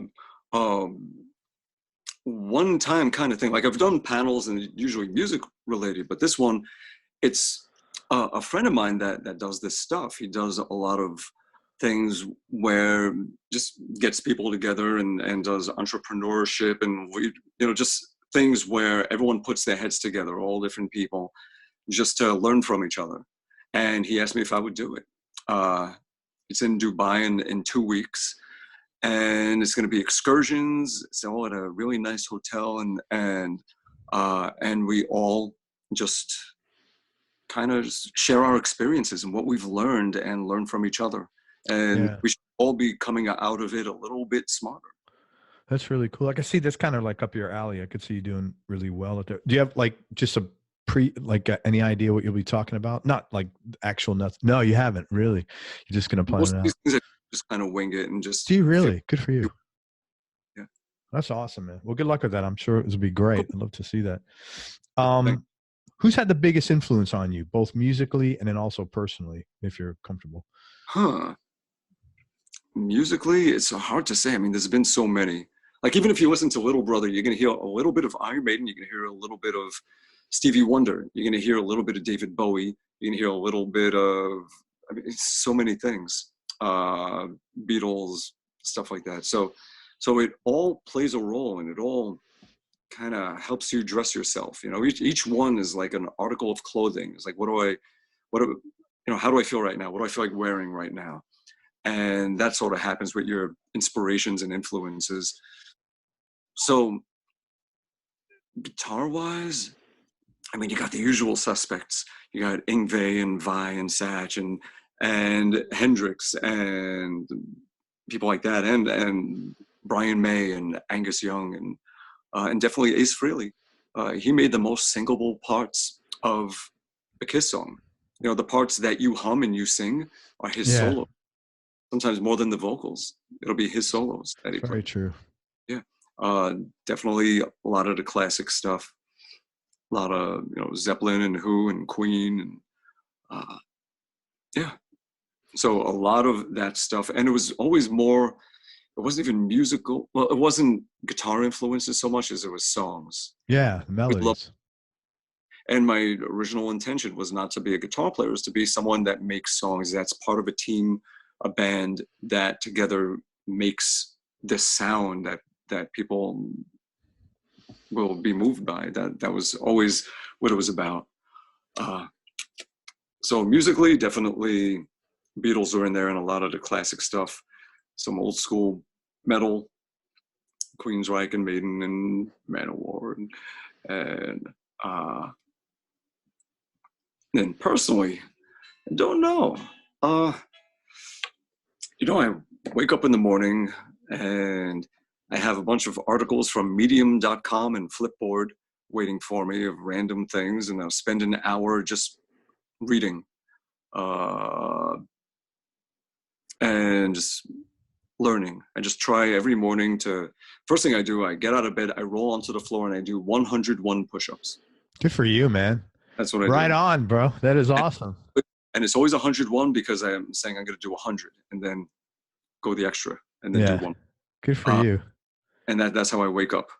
Gets all the snot out of my nose and gets me breathing and awake. Good for you. That's awesome. I go and read some shit and try and You know, not many people of any age can do 100 push-ups. Anybody can do anything. You just gotta. No, but you know what I mean. Not many people are in that condition that they could do it. It would be tough for a lot of people. That's really cool. Well, then they should do it, and then it won't be tough. I hear you, man. So, you know, I've definitely done a lot of the reading, like, what do you call it? Like, Ruiz, the Four Agreements. If you've ever read that one, it's like, don't take things personally. Don't assume. Like, it's really good stuff. There's a guy named Zat Rana that writes some nice, short, little, quick, smart articles. I'm trying to remember who else. I'm forgetting all the names. And on the thread, we would sometimes talk about this stuff. I read a lot about Stoics, about Stoicism, and Marcus Aurelius and Seneca and all those dudes. A lot of that stuff, because it's a constant battle to not fall into my usual habits of just losing my shit. Yeah. And to just keep a good perspective. So that helps. Good, man. Well, yeah, it's good to do that and read that stuff and just keep reminding yourself. Yeah, man. I totally get it. Yeah. So life is not, what do I always say? It's, life is not, easy. It's not for the faint of heart, And, we are a combination of our nature and nurture. We're a combination of our environment and our DNA. Yeah. And it's not always the perfect combination. And also what we've programmed our heads, the way we react to things, the way we've trained ourselves to react, which may not be the best way. Yes. Like our immediate go-to reactions may not be the best ones. Hard to undo that. Yeah, man. I've spent a lot of time to my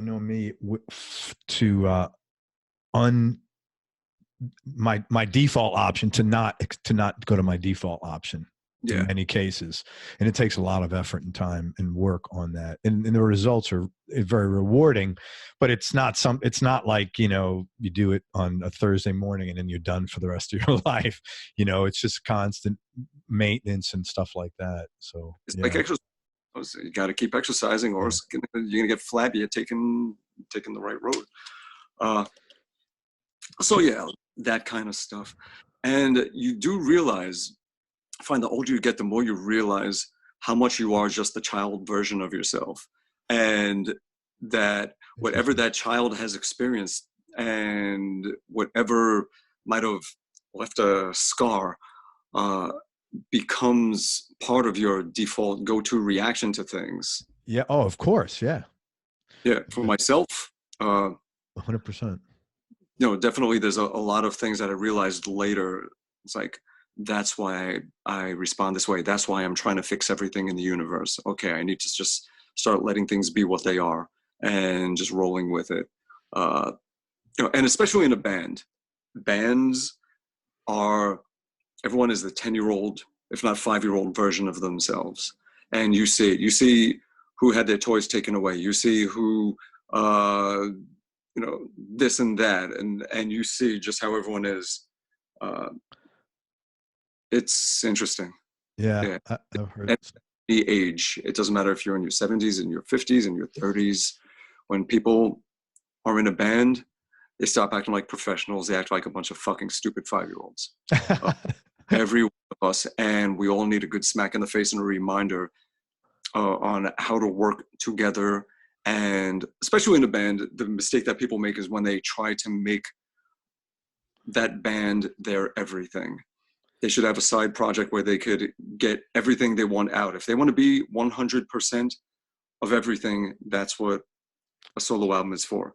And if you're in a band with 4 other dudes, you should be getting 20% of your ideas in there, and the other 80% get thrown away. And you have to be okay with that. Yeah. Because if you're getting 25%, that means everyone else is getting less than what they're supposed to. It should be, a balance of everyone having their say and having their input. And the funny thing about it is that when everyone gets to express themselves evenly, that band ends up being something greater than that 100%.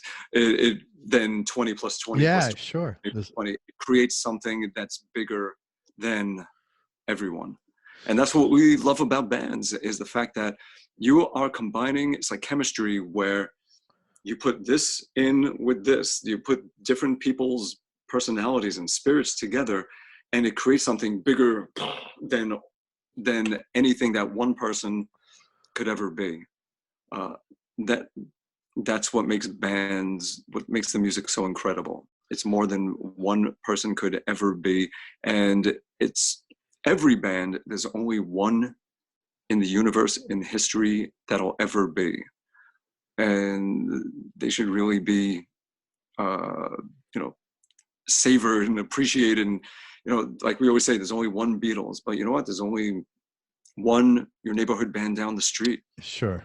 All of them. It is a combination that only happens once in the world, and is worth looking into and appreciating and exploring and seeing what they're doing, and not just be written off and be treating it all as disposable and expendable. Every single band has the possibility of greatness if they don't act like a bunch of fucking 5-year-olds and can keep their shit together.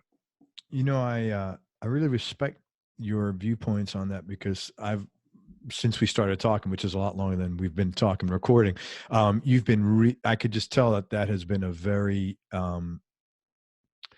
not accepting, that's what you're actually aiming for. And I really respect that.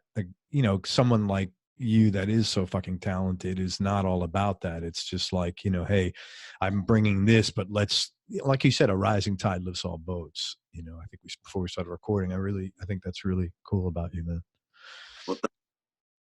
Two more questions. What's that?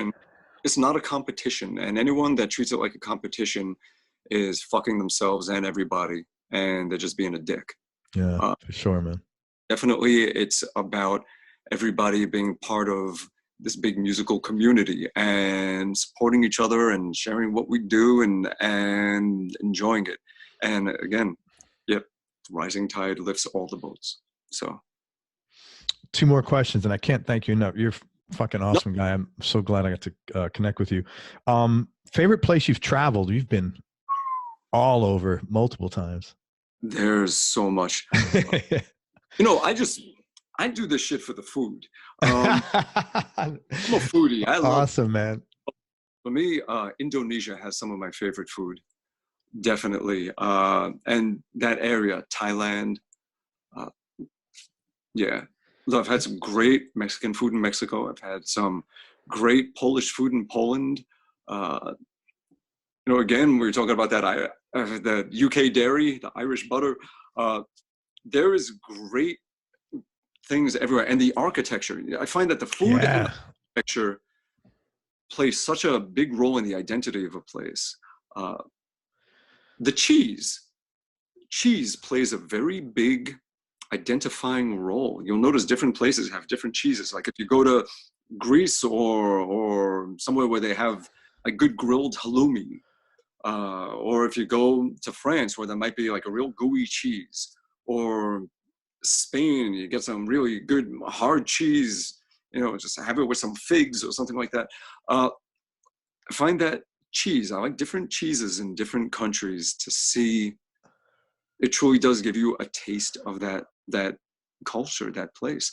So the architecture, when you go to somewhere like Bahrain or Dubai or anywhere like that, is just incredible what they're doing.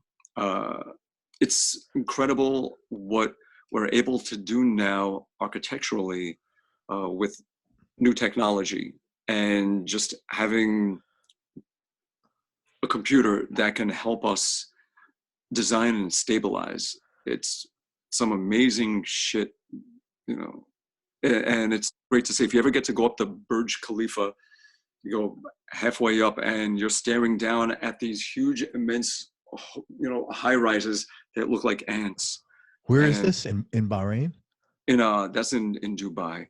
But one of my favorite things that I used to love, was and I know I told you I don't want to talk about this shit, but taking friends for the first time to New York City and taking them to the rooftop of the Twin Towers, and you're just looking out, and the way the skyline, you could almost start seeing the curve of it. Like you were so high that the horizon was starting to have a little curve. I worked in that building as a kid, Tower 2. Yeah, it's wild. Just, that's a great memory. And that vision of seeing that curve of I know exactly what you're talking about.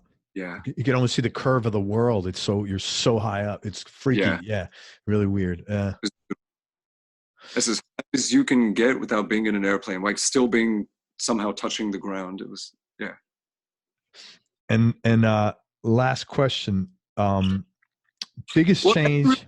Or did what's that? Answer, like, what are my favorite places? Yeah, Indonesia, Thailand, Mexico, Poland. You're a foodie. Yeah. As a foodie, and of course Italy, my God, plate after plate.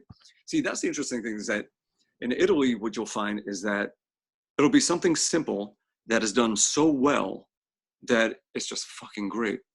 And then there's other places where they make it so complex that it's just great. Like some of the spices that you'll get in the Middle East, phenomenal. You take those home, you cook with those. It's just fantastic.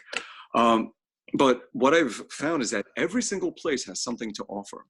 And we're always talking about, faraway places, exotic this and that. But one of my favorites is probably Phoenix and Scottsdale. Yeah, right here at home. What do you like about that? Take there, and let's say you're in Phoenix.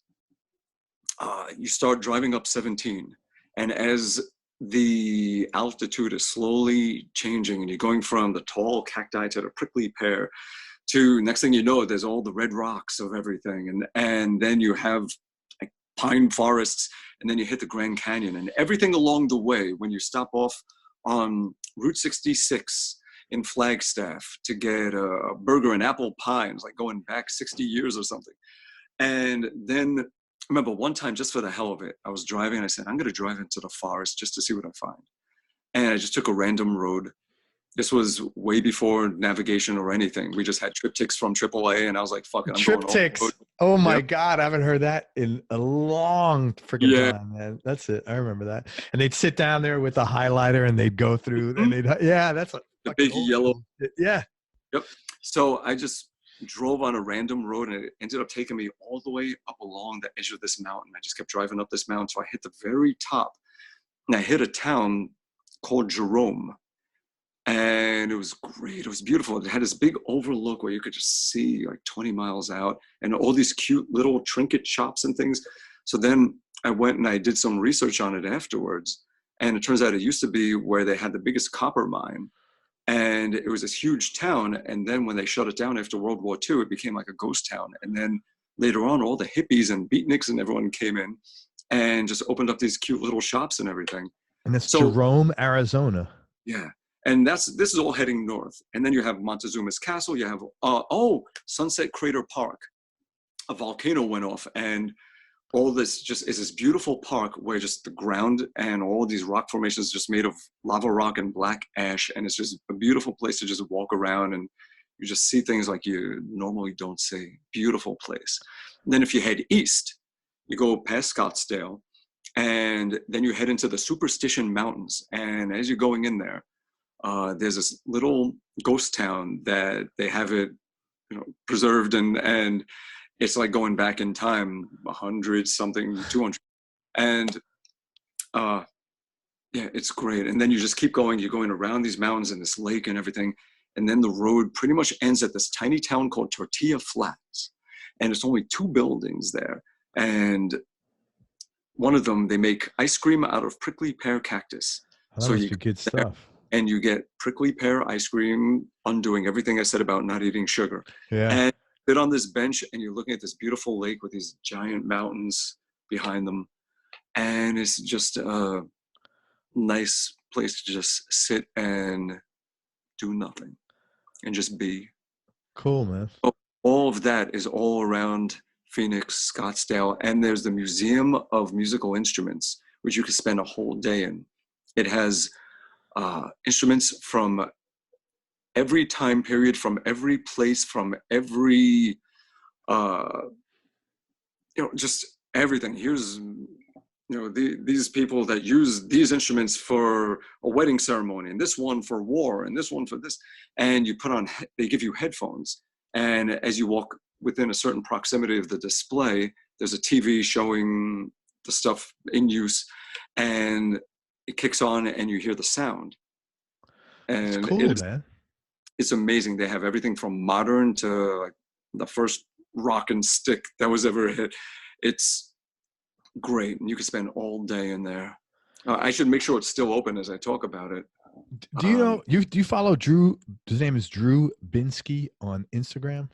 This kid that travels all over the world, and he's always talking about stuff like this. Like, I am in Iran, and everybody thinks it's really bad, and it's the people have been wonderful and very kind. And he says all those things.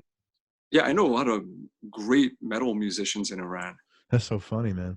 And we talk on social media, and I have friends from Israel where the fans want to see this band and they can't, so they end up all like this Israeli band would play in Germany, and people from the Middle East would go there, and that's how they would all get to see each other. And everything. Oh, right, because they can't go to Israel, right?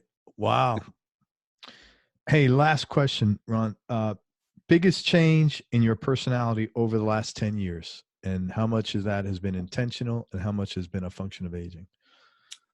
I would say in the last few years, the biggest change is I finally learned the word no. And with that word, it keeps you doing the things that you should be doing or you feel you should be doing. It keeps the door open for more of the things you want to say yes to be there. Otherwise, you're spending all your time just doing things that feel like a fucking chore that you just don't really, they could have gotten someone else, and it's not what you want to be doing with your life. Because in the end, we are what we did.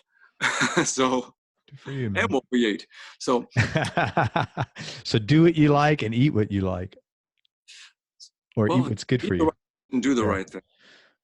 So I've learned the word no, and I use it a ton, and it feels so good to use it.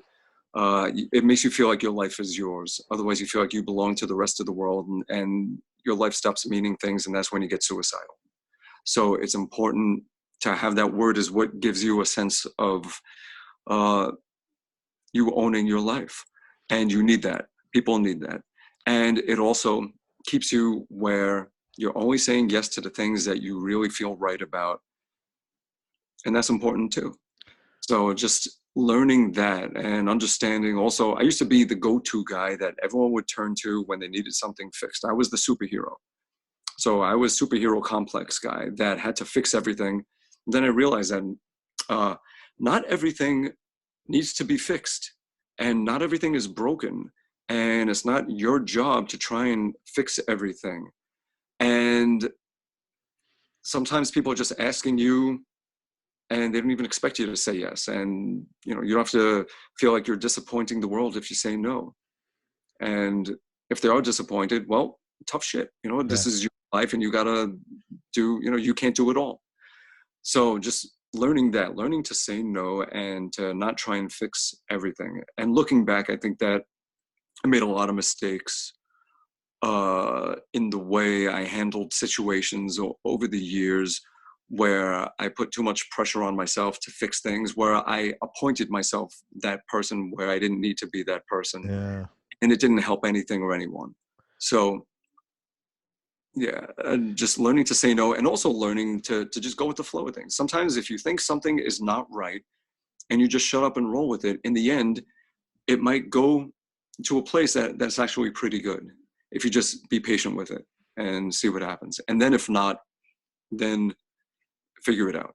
But ultimately, in the end, I always ask one question. In 4.5 billion years, when the sun is much bigger and the earth is a fireball, will any of these problems matter? And if the answer is no, don't fucking sweat it. Right on, man. Dude, I felt the 1,000,000-pound weight energy coming off you as you explained. I've learned to say no, so I'm really happy for you that you're in a better place for that, man. Cool. Why not? Something we all have to learn at some point, something that suddenly dawns on us way later in life than you think it should have happened. But that's usually when it happens, like 40s and 50s, you start realizing shit about yourself, and you finally make the connection, and you figure out why, and you just boom, okay, and life gets better at that point immediately. So that's the one thing I could say for all the young kids out there, is that your 20s, there's a lot of worry about, how am I going to get through the rest of my life? How am I going to support myself? What am I going to be? When is it going to happen? When are my dreams going to come true? All that shit. In the 30s, it starts happening. In the 40s, you start living pretty unapologetically, and your life really feels like yours, and you start getting the freedom to live how you want to live. And I've just started the 50s, but I could say for sure that whole thing that started in the 40s of freedom and just being okay with being who you are, and really enjoying it and making better decisions and all that kind of stuff, that continues. And as well as the worst decisions. But whatever it is, in your 40s, you realize just how much shit you don't know. That's what it really comes down to. It hits in the 40s where you realize, I don't know a fucking thing. When you're young, if you're smart, you realize that. Yeah. Well, yeah. Well, I mean, when you're younger, you think you know it all. Yeah. And in your 40s, you realize you don't know a damn thing. And you just have your experiences, and all you know is from that. And even with that, it could be skewed. And you're just open, hopefully, to the idea that the road of what you can know and what you can experience is an infinite road. So no matter how far you've gone, in comparison to that, you're always at the very beginning. You're always just starting out, and you're always just a beginner and a student. And you need to keep that in mind, because the day you think that you're the master is the day, the day you stop seeing the road and stop being open to so much more that you can learn and you can be, is the day you start going downhill. Yeah, man, I agree with you there. The more you know, the more you realize how much more you need to know. Right? Yeah. First of all, man, I cannot thank you enough. You're a very sweet guy. I'm really glad I got to connect with you. It's been a pleasure. Incredibly, honestly, man, incredibly creative and talented guy. Let me tell people a couple of things you got going on, and I'm going to ask you to chime in on some of this. First of all, the last album, Little Brother Is Watching, great record. I really like everybody to turn on to that. Sons of Apollo is going on tour in January, correct? Yeah. And early February in the U.S. Great. Toronto and Montreal too. You guys coming down here any chance? Nobody comes to Florida. I don't think we're going to make it down there on this run. On the first, we started in Florida. Did you really? Oh, and yeah. Oh, cool. Anyway, go to bumblefoot.com to check out all that information. Also, talk about your there's two things I want you to talk about. Your hot sauces. To get on to check out Ron's hot sauces, go to hotshotshotsauce.com. Again, it's hotshotshotsauce.com. Go ahead, you take it over. So yeah, they're the distributor. Right now, well, I rolled out a line of hot sauces. I love spicy food, and just like music, you get all this music that inspires you to the point that you want to start creating music and giving it back. It's the same with food. I always loved hot sauce and spicy food, and was just in that world. And finally, I was like, I want to start making my own hot sauce. Awesome. When 2013, I rolled out a line of 6 sauces. 3 of them won first place awards at food festivals. Wow. Yeah, I didn't know that. That's really cool. Teamed up with this great company called K-John's out of Ohio. And they were like my all-in-one manufacturer, labeler, distributor, everything. And then they sold the company like a year or 2 ago. So I had to put all those pieces together myself. So under Bumblefoot Foods, LLC, I got a manufacturer, got the distributor, got everything in place. And it took a lot longer than I had hoped, but it's finally done. October 23rd, they're doing the big manufacturing of it all. And then the distributor that's going to be putting it out there is this company, Hot Shots. They're the biggest distributor out there. And from there, I'm hoping that I could get a lot of hot sauce shops and restaurants and things like that want to carry the sauce as well. So That's the plan. So by the end of the year, hopefully soon after October 23rd, this stuff will be out there. There are 3 sauces. Yeah, tell me the ones that won the awards. Tell me them because I want to buy them. First one is a mild sauce with Mediterranean herbs. It is called just the sauce. And I call it that because I want this to be the sauce that you use for everything. This is your everyday sauce, your every use sauce, your everything sauce. I wanted to make a sauce that just works with everything. When you have eggs in the morning, when you're having Thai food, Indian food, Mexican food, even Italian food. I use the kind of herbs that make it work well with pizza and things like that as well. Because not every hot sauce is going to work with every kind of cuisine. For sure. But I want something that'll work with Greek food, that'll work with almost everything you can possibly spice up and just make it really delicious. Flavor before anything else.